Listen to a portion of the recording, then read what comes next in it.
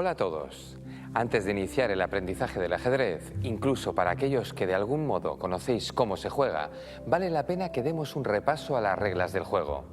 Para ello, empezaremos por estudiar los movimientos de cada una de las piezas, junto con conceptos básicos como el jaque mate o el rey ahogado.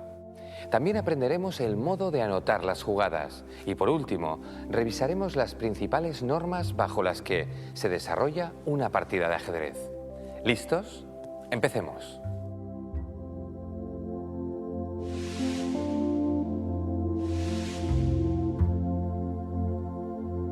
La partida de ajedrez se disputa entre dos jugadores que mueven sus piezas por turnos sobre un tablero.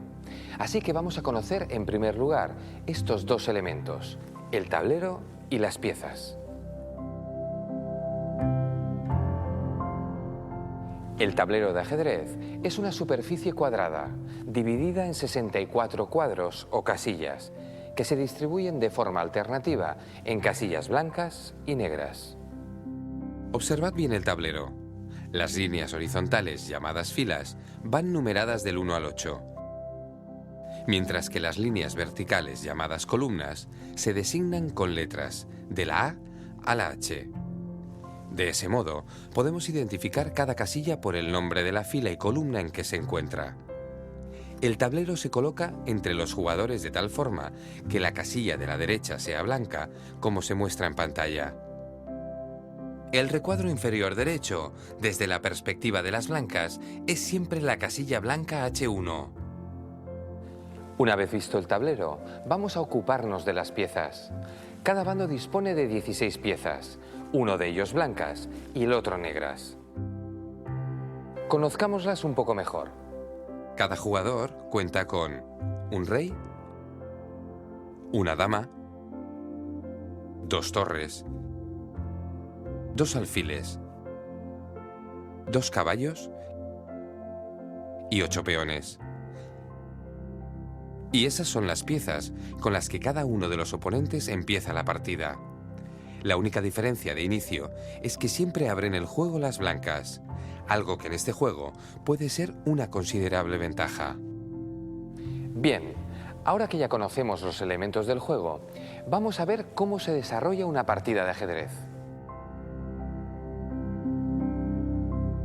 Cada jugador efectúa por turnos un movimiento con una de sus piezas y la traslada a otra casilla. Al finalizar su jugada, el turno pasa al adversario.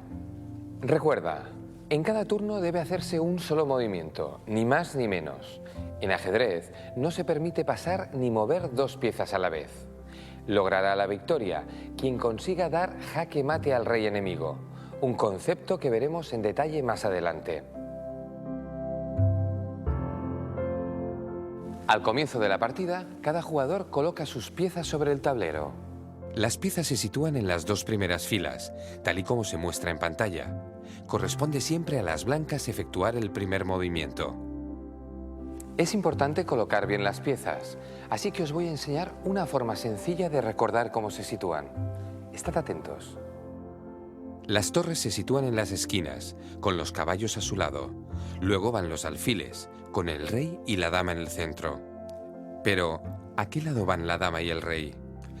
Para acordaros de su posición, tened siempre en mente que cada una de las damas ocupa la casilla de su color, la negra en un cuadro negro y la blanca en la casilla blanca correspondiente. Una vez colocada la línea de fondo y habiendo comprobado que cada dama está en su color, se sitúan los peones delante, formando una línea de 8 peones a lo largo de toda la segunda fila. Y ya está todo listo para empezar la partida. Ahora necesitamos conocer el modo en que mueven las piezas. Pero antes, al colocar las piezas, la casilla blanca se sitúa a la derecha de cada jugador. La dama va en una casilla de su color y de inicio las blancas mueven primero.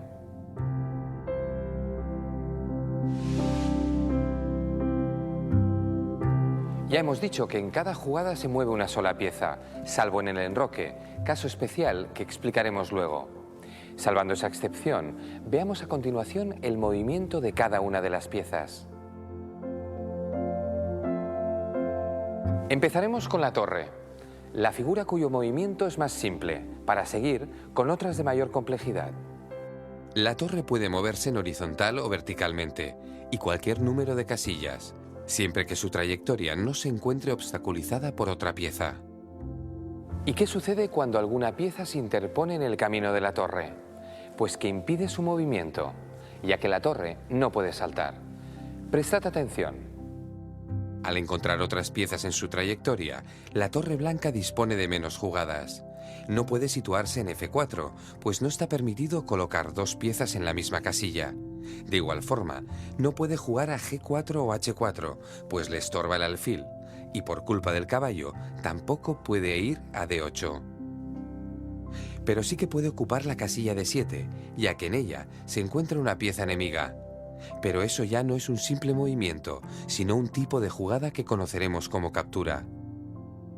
Es el momento de aprender cómo se capturan las piezas enemigas. No perdáis detalle. La torre captura el caballo, lo retira del tablero y como parte de la misma jugada ocupa su lugar y finaliza el turno de juego. El caballo, una vez capturado y retirado del espacio de juego, no podrá volver a intervenir en la partida. Veamos ahora los movimientos del alfil, una pieza de largo alcance como la torre, aunque a diferencia de esta, el movimiento del alfil es exclusivamente en diagonal. Veámoslo. El alfil puede desplazarse en diagonal cualquier distancia. Debido al tipo de movimiento que realiza, siempre ocupa casillas del mismo color. El alfil que vemos en D4, por ejemplo, será el alfil de casillas negras, pues juega exclusivamente por las casillas de ese color. Como en el caso de la torre, el alfil no puede saltar por encima de otras piezas y su modo de capturar coincide con su trayectoria en diagonal. Observad. Estamos viendo en acción al alfil de casillas blancas. No puede saltar a B1 ni jugar a C2 por la presencia de su propia torre. Tampoco puede hacerlo a B7 o a 8 por el obstáculo que representa el caballo. Pero sí que puede capturar esta última pieza. El alfil se mueve por las diagonales, controlando solo casillas de un color. Al igual que la torre, no puede saltar. Con la dama completamos la presentación del grupo de piezas de largo alcance. La dama aúna los movimientos de torre y alfil, aunque su radio de acción es mayor al combinar el movimiento de esas dos piezas. Para dejarlo claro, la dama puede desplazarse recorriendo por completo las líneas diagonales, horizontales y verticales. El tablero muestra los posibles movimientos de la dama blanca. Filas, columnas y diagonales son rutas válidas para esta poderosa pieza. Los obstáculos, sin embargo, limitan su actividad, como veremos. Una vez más, recurrimos al tablero de análisis para comprobar la interacción de la dama con el resto de las piezas.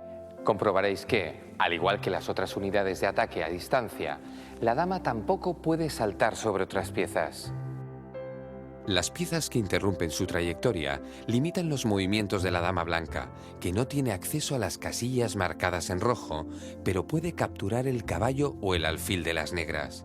Sin embargo, la torre negra de D8 no puede ser capturada, pues el alfil de D7 limita la acción de la dama enemiga. Recuerda, dama, torre y alfil pueden actuar a larga distancia, aunque su trayectoria puede ser bloqueada por otras piezas. A continuación estudiaremos el movimiento de las piezas de corto alcance. Como podréis comprobar enseguida, son todas bastante peculiares. El movimiento del caballo parece algo complicado, pero se tarda poco en dominarlo. Fijaos atentamente. El caballo se mueve a cualquier casilla que se encuentre a 2 casillas de distancia de la propia, con la condición de que sea de distinto color.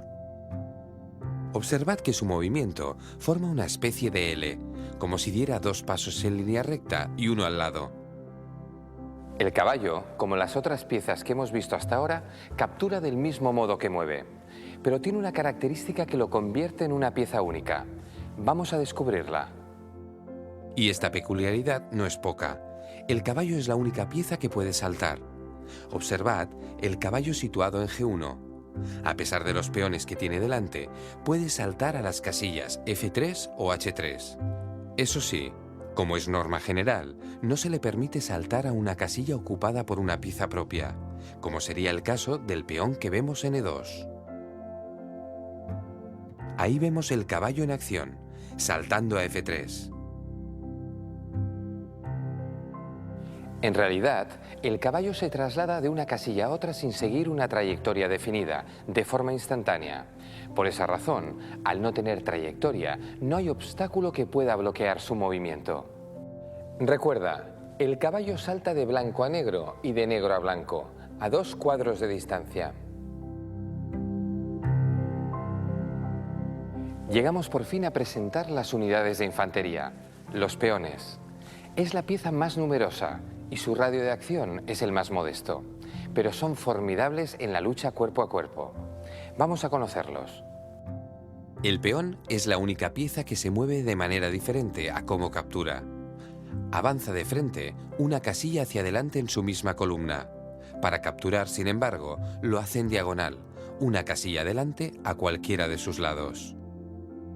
Como caso especial, cuando se encuentra todavía en su casilla inicial, el peón puede avanzar 1 o 2 casillas a elección del jugador. Vamos a examinar todas las posibles situaciones. El peón de E4 tiene 3 movimientos posibles. Puede avanzar un paso o puede capturar la torre o el caballo negros. El de G2, como está en su casilla inicial, puede avanzar 1 o 2 pasos. El peón de H5 no puede hacer ninguna jugada. Está bloqueado por el caballo negro y tampoco puede capturar a la torre al ser una pieza propia. Recuerda, los peones no pueden retroceder, avanzan hacia adelante y capturan en diagonal paso a paso. Los peones, si logran llegar al final del tablero, tienen la opción de ser cambiados por otra pieza. Es la llamada promoción o coronación del peón, muy importante en el juego. También disponen de un movimiento exclusivo, la captura al paso. Veremos estas jugadas en el apartado de movimientos especiales. Y acto seguido, vamos a conocer a la pieza más importante en el ajedrez, el rey. ¿Por qué es la más importante? Porque quien pierde el rey, pierde la partida. Veamos primero su movimiento. El rey puede desplazarse a cualquier casilla adyacente a la que ocupa y capturar cualquier pieza enemiga que esté a su alcance. Sin embargo, como el rey es una pieza imprescindible para seguir jugando, no se le permite ocupar ninguna casilla donde pudiera ser capturado por una pieza enemiga. Lo entenderemos mejor con un ejemplo. En el tablero que estamos viendo, el rey blanco puede ir a cualquiera de las casillas marcadas en verde, pero no a las marcadas en rojo, controladas por el enemigo. Tampoco puede capturar la torre, pues quedaría bajo la acción de la dama negra. Por esa misma razón, las blancas no pueden mover el caballo, ya que dejarían a su rey expuesto al ataque de la dama enemiga. Esto nos lleva a establecer el concepto de jugada ilegal, que en caso de jugarse debe ser inmediatamente rectificada. Jugadas ilegales son aquellos movimientos no permitidos por las normas del ajedrez. Vamos a repasar las principales reglas. Las piezas no saltan salvo el caballo. No puede haber 2 piezas en la misma casilla. No se permite la captura de piezas propias. El rey no puede exponerse a ser capturado.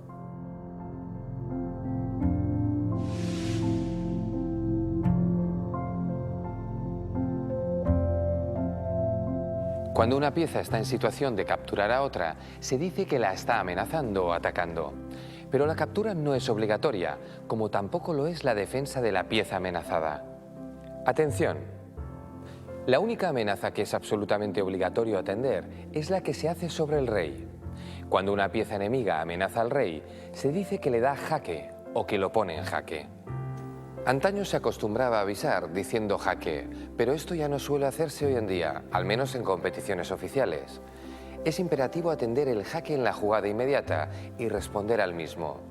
Cualquier movimiento que no resuelva el jaque sería ilegal. Para verlo más claro, os voy a mostrar con unos ejemplos prácticos las 3 formas de defender un jaque. La torre negra está dando jaque al rey blanco. Pueden existir hasta 3 métodos para salvar el jaque, dependiendo de las circunstancias. En este ejemplo, los 3 están disponibles. Observad bien. Podríamos mover el rey a una casilla en la que no está amenazado. En este ejemplo, la única libre y segura es F2. Otra opción sería capturar la pieza que da el jaque, con lo cual desaparecería la amenaza. En esta posición, el alfil puede eliminar a la torre y con ella la amenaza sobre su rey. Y también podríamos interponer una pieza propia en la trayectoria de la pieza que da jaque. A esto se le llama cubrir el jaque. Aquí podría hacer esa labor el caballo.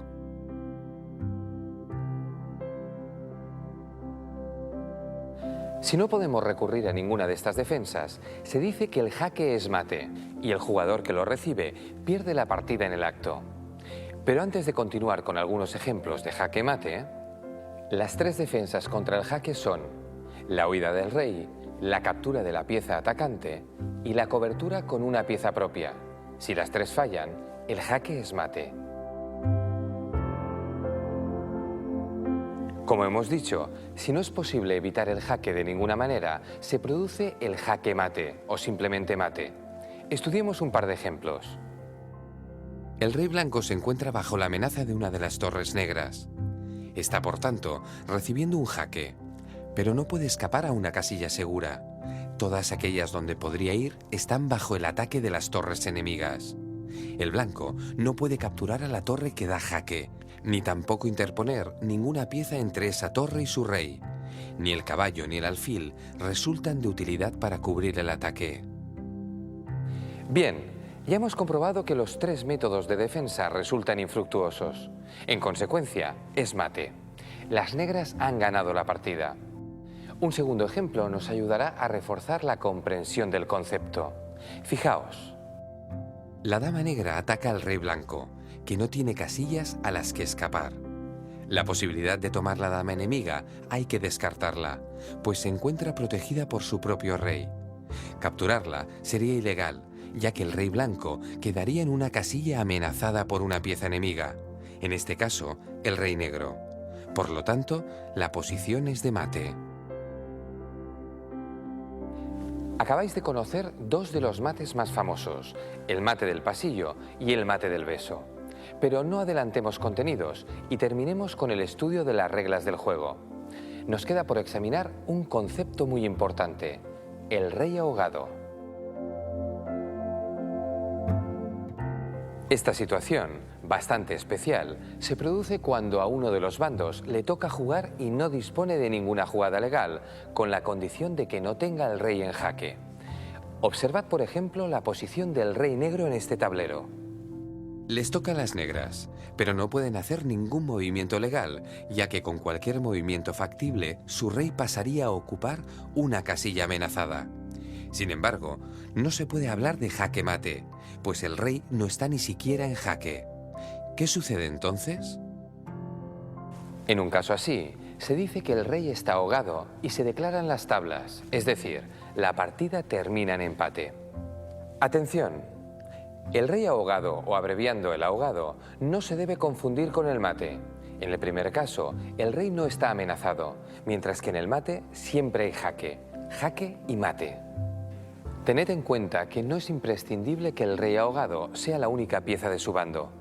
Lo relevante es que el jugador no tenga ningún movimiento legal a su alcance.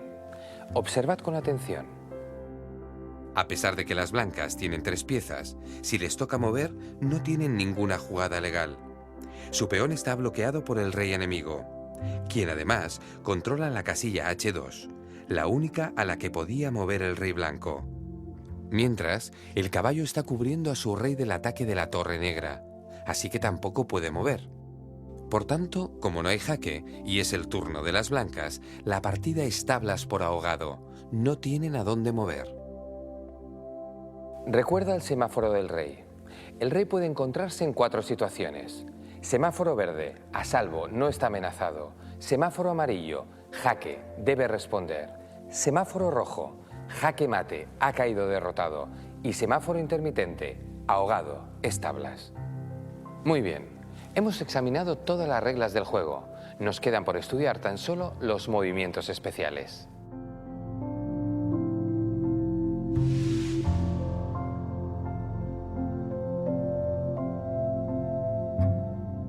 El enroque es la única jugada en la que excepcionalmente se mueven dos piezas en un solo turno de juego. Se realiza con el rey y una de sus torres. Ambas piezas deben estar en su posición inicial sin haberse movido antes y no deben existir obstáculos entre ellas, sean piezas propias o enemigas. Veamos el movimiento del enroque a cámara lenta. Prestad mucha atención.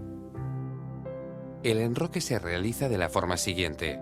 Primero, el rey se mueve dos casillas hacia el lado en que está la torre, y luego, pero formando parte de la misma jugada, la torre pasa por encima de él y se coloca a su lado. A esta jugada la llamamos hacer el enroque o enrocar. Lógicamente, es posible enrocar con la otra torre, pero presenta un aspecto un poco distinto. Observad.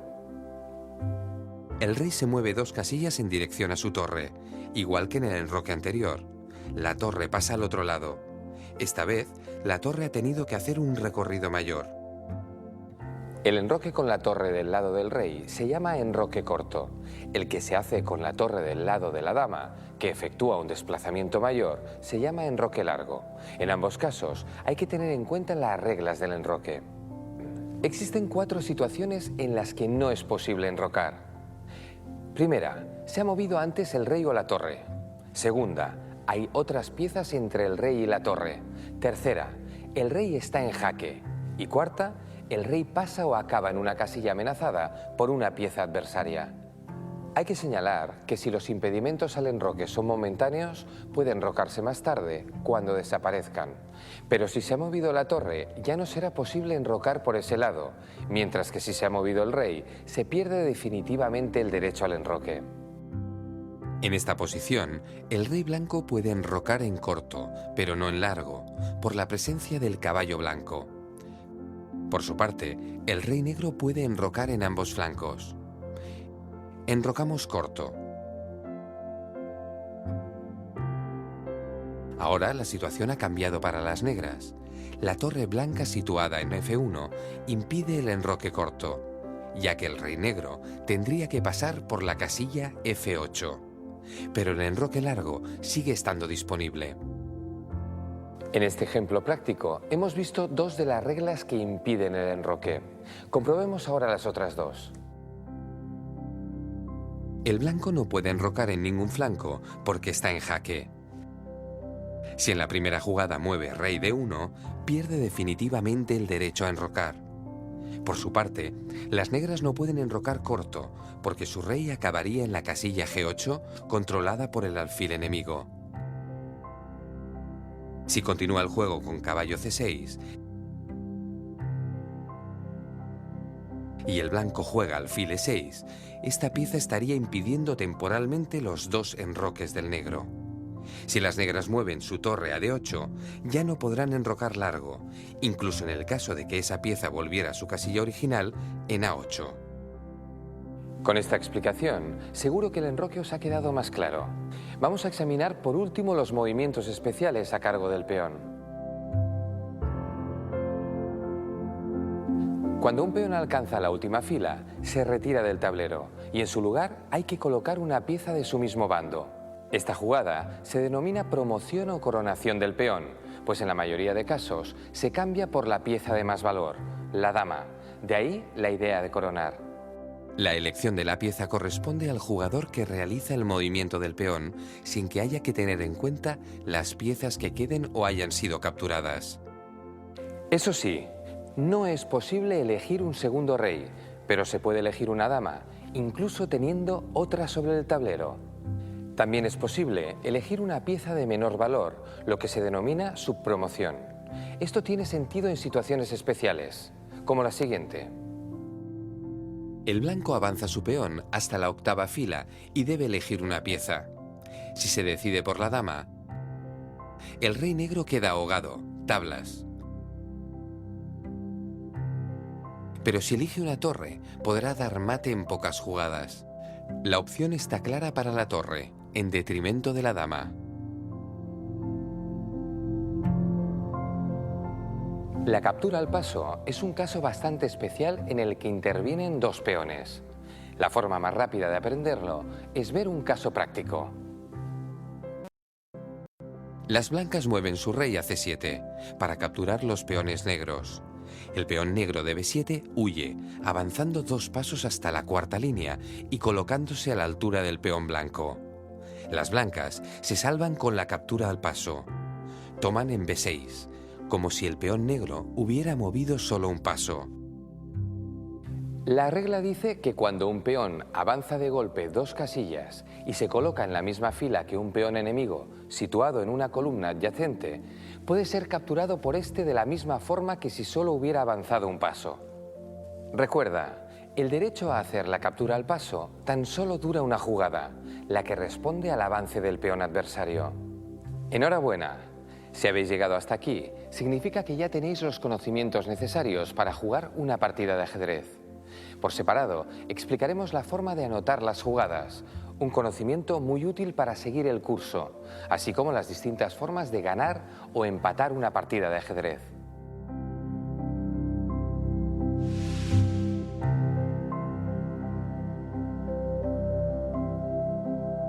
Con el fin de registrar y reproducir las jugadas de una partida de ajedrez, se utiliza un sistema de notación universalmente aceptado, el sistema algebraico. Recordemos que cada casilla recibe el nombre de la columna y fila que ocupa, tal y como hemos aprendido al hablar del tablero. La jugada se puede anotar indicando la inicial de la pieza que mueve y la letra de la casilla de destino, o bien sustituyendo la inicial por la figura de las piezas, excepto en el caso del peón, que se representa solo con la letra de la casilla de destino. En este curso, anotaremos con la figura de las piezas. Nuestra primera jugada es caballo F3 y la anotamos con la figura de la pieza, seguida de la letra de la casilla de destino. El negro contesta con peón C5.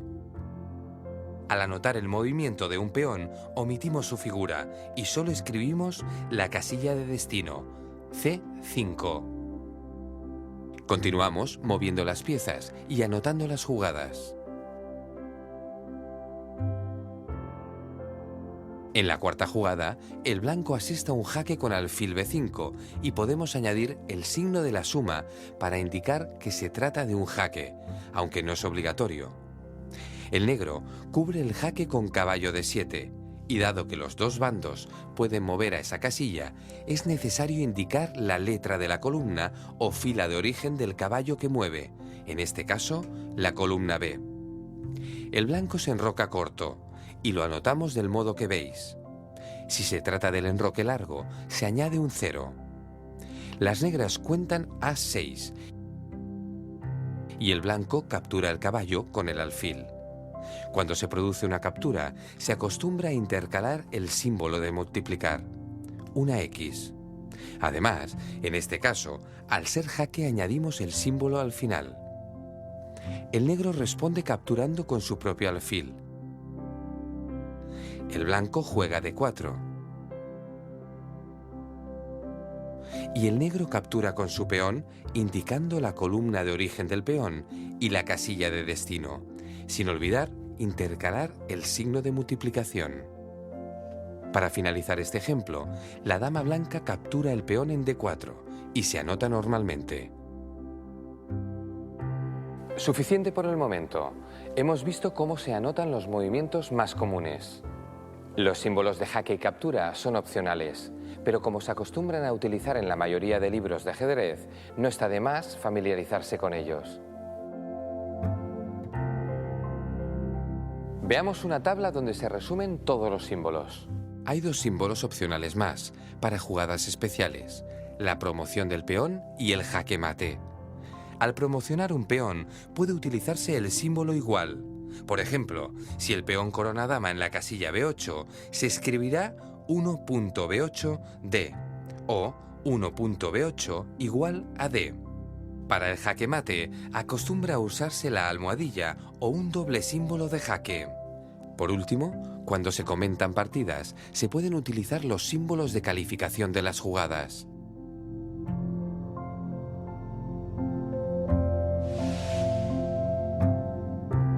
Existen 2 posibles desenlaces en una partida de ajedrez: la victoria o las tablas, término con el que se conoce el empate. vamos a examinar las diferentes circunstancias que pueden propiciar cada uno de estos desenlaces.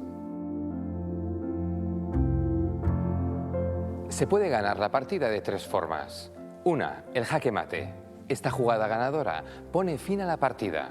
2, el abandono. Si un jugador lo desea, puede abandonar, termina el juego y pierde la partida. Y 3, en partidas con reloj, un jugador pierde si agota el tiempo que le fue concedido al inicio de la partida, sin importar la posición. Cuando no quedan en el tablero suficientes piezas para dar mate, la partida se declara tablas. Estos casos son los siguientes: rey contra rey, rey y caballo contra rey, y rey y alfil contra rey.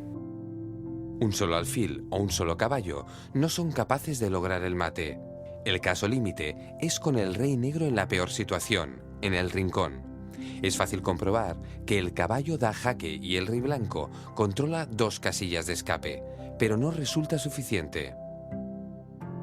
Y lo mismo sucede con el alfil. Siempre queda una casilla libre para escapar.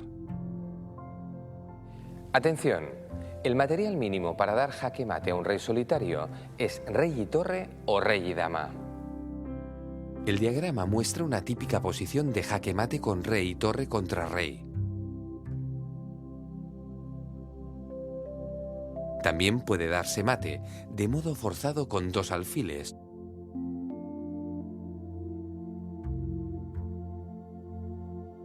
o con un alfil y un caballo.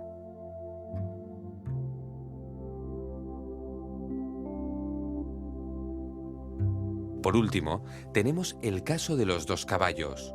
Solo puede darse el mate si se juega mal. En este ejemplo, si el rey negro mueve el rincón, puede recibir mate.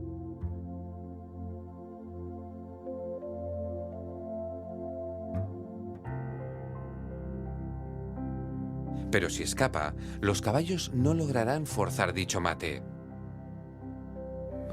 En pantalla podéis ver una tabla con las diferentes situaciones. No es necesario que os esforcéis en memorizarla, la iréis aprendiendo sin daros cuenta a medida que vayáis practicando.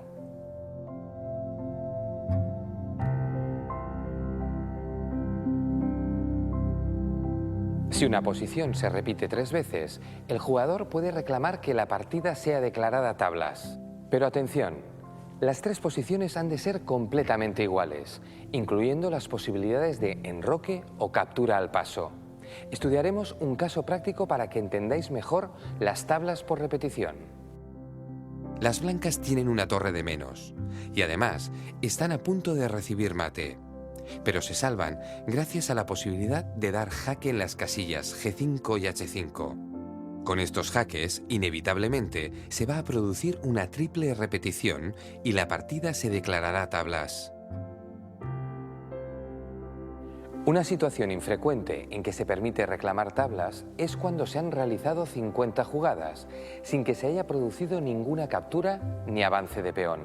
De ese modo, se evita prolongar finales más allá de lo necesario. Y por último, el reglamento permite las tablas por mutuo acuerdo, aunque esta es una práctica poco deportiva, que cada vez se prohíbe en más torneos. Recuerda, los casos de tablas son los siguientes: rey ahogado, insuficiente material, triple repetición, 50 jugadas y mutuo acuerdo. Con esto ya estáis perfectamente listos para empezar a jugar. Desde luego, queda mucho por aprender, pero la ventaja del ajedrez es que se puede disfrutar con él aún desde los niveles más básicos. Hasta pronto.